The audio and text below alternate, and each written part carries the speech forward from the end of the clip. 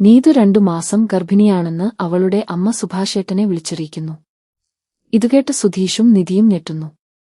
കാര്യങ്ങളെക്കുറിച്ച് ചോദിക്കുമ്പോൾ ഹരീഷ് മിണ്ടാതിരിക്കുന്നത് കണ്ട സുഭാഷേട്ടൻ ദേഷ്യത്തിൽ അവനെയൊന്നു കൊടുക്കുന്നു. ഉത്തരവാദിത്തമുള്ള കുട്ടിയാണെന്ന് കരുതിയെന്നും ഇങ്ങനെ ചെയ്തല്ലോ എന്നും പറഞ്ഞു വഴക്കു പറയുന്നു. ഉടൻ തന്നെ നാട്ടിലെത്തി ഇരുവരുടെയും കല്യാണം നടത്താമെന്നും തീരുമാനിക്കുന്നു. വിഷമത്തോടെ പുറത്തുപോയ ഹരീഷ് നീതുവിനെ ഫോണിൽ വിളിക്കുമ്പോൾ അവനെ കളിയാക്കാനായി താൻ ഗർഭിണിയാണെന്ന നുണ നീതു വീണ്ടും ആവർത്തിക്കുന്നു. ഇതോടെ ഹരീഷിന്റെ സങ്കടവും ടെൻഷനും ഇരട്ടിയാകുന്നു.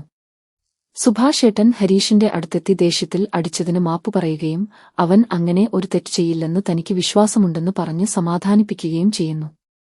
ഭാസ്കരനെ തിരഞ്ഞെത്തുന്ന ഏട്ടൻ പെങ്ങളെ കൊന്നതിന് പ്രതികാരമായി ഭാസ്കരനെ അടിക്കുന്നു.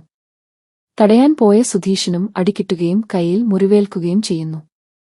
വൈകുന്നേരത്തിനകം നാടുവിട്ടു പോകണമെന്ന് അയാൾ ഭീഷണിപ്പെടുത്തുന്നു. സുധീഷ് എല്ലാവരെയും സമാധാനിപ്പിച്ച് നാട്ടിലേക്ക് പുറപ്പെടാൻ ഒരുങ്ങുന്നു. വണ്ടിയിൽ കയറുമ്പോൾ സുധീഷിന്റെ മുറിവിൽ നിധി സ്നേഹത്തോടെ ഓയിന്റ്മെന്റ് പുരട്ടിക്കൊടുക്കുന്നു. വീട്ടിലെത്തിയ ഉടൻ തന്നെ നീതുവിനെ കണ്ടേ അടങ്ങൂ എന്ന് പറഞ്ഞ് ഹരീഷ് ഇറങ്ങുന്നു. സുധീഷ് ഒപ്പം വരാൻ നോക്കിയെങ്കിലും അവൻ തടയുന്നു. നീതുവിന്റെ വീട്ടുപടിക്കലെത്തി വിളിക്കുന്ന ഹരീഷിനെ നീതുവിന്റെ അച്ഛൻ ചീത്ത വിളിക്കുന്നു. ഹരീഷിന് എന്തെങ്കിലും സംഭവിക്കുമോ എന്ന് പേടിച്ച് പിന്നാലെ എത്തിയ സുധീഷും അവിടെയെത്തുന്നു. സുധീഷ് നീതുവിനോട് കാര്യം തിരക്കുമ്പോൾ വീട്ടുകാർ നിർബന്ധിച്ച് വേറെ കല്യാണം നടത്താൻ നോക്കിയപ്പോൾ അതിൽ നിന്ന് രക്ഷപ്പെടാൻ പറഞ്ഞ നുണയാണിതെന്നും താൻ ഗർഭിണിയല്ലെന്നും നീതു തുറന്നു പറയുന്നു. സത്യമറിഞ്ഞ് വീട്ടുകാർ ഞെട്ടുമ്പോൾ സുധീഷ് സന്തോഷത്തോടെ പൊട്ടിച്ചിരിക്കുന്നു.